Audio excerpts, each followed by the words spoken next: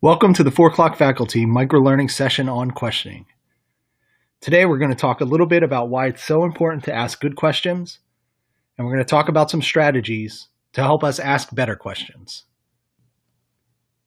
Here's a great starting point. Why is it so important to ask good questions? You may notice that as students get older, they ask fewer questions in school.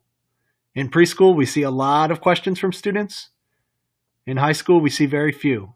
Some students go through an entire day without asking a single question.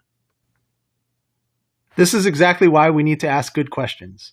As educators, we need to ask questions that are going to get students thinking critically and engaging in their own questioning to continue their learning.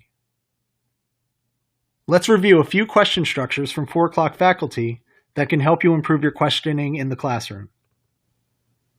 One of my favorites is what, so what, now what, which allows students to go beyond basic fact-based questions.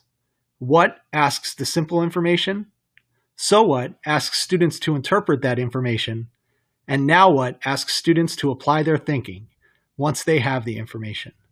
This is a great strategy to use with students in the classroom.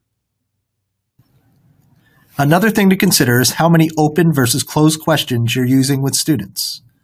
Google has cornered the market on closed questions. Students now have any answer at their fingertips. We need to ask more open-ended questions so that students can think critically to find multiple answers. Something else that you can try is to ask really good follow-up questions.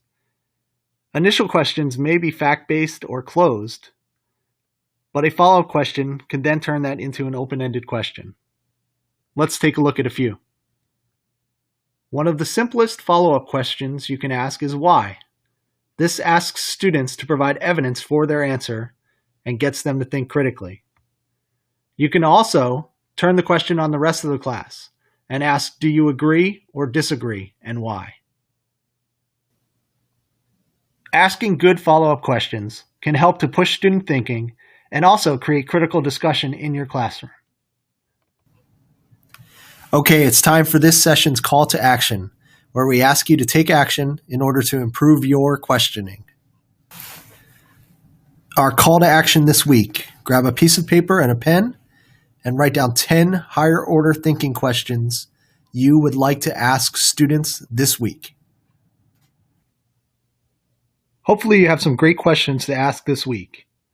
You may also want to try the 4 o'clock faculty questioning challenge, where you examine your own questioning.